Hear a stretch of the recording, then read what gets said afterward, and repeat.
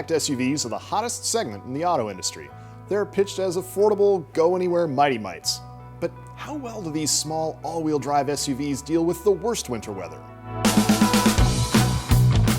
With our Connecticut Auto Test Center in winter's frigid grip, Consumer Reports piloted 3 of the most popular compact SUVs still wearing their standard all-season tires around our track to find out. We performed straight-line acceleration, braking, hill climbing, and cornering evaluations of a 2015 Honda CR-V, Subaru Forester, and Toyota RAV4. What we found is that not all all-wheel drive systems are created equal. Vehicles reflect a complete system. Their tires, stability control, and all-wheel drive setup determine how well they perform in the snow. Our judgments reflect our actual experience over weeks of driving in different snow conditions, but there are variables in snow texture, consistency, and traction based on changing temperatures, as well as how many vehicles drive through the snow. That makes repeatable tests difficult to create.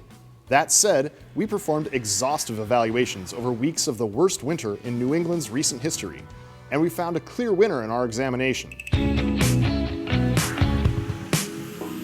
In acceleration tests from 0 to 60 miles an hour, all 3 vehicles were several seconds slower in the snow than on dry pavement, obviously.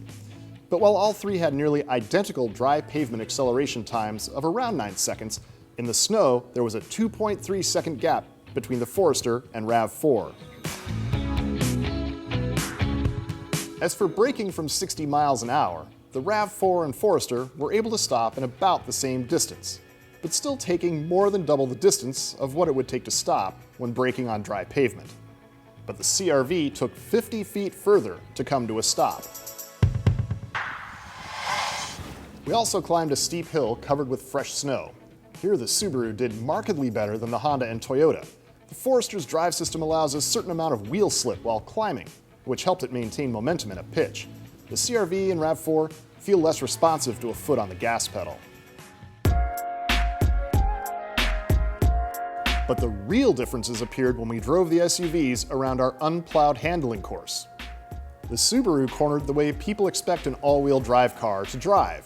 We could feel the power being directed to all 4 wheels at different times to help stay on course. It felt well balanced and allowed us to make mid-corner adjustments without losing traction. Stability control wasn't overbearing, but helped when needed. By contrast, the Honda felt like a front-wheel drive car. It required more driver input and would initially continue straight rather than steer through a corner. But it could be persuaded to rotate by lifting quickly off the throttle and giving it a stab of steering input. The stability control system prevented the SUV from spinning out, but ultimately, the CR-V inspired less confidence than the Forester.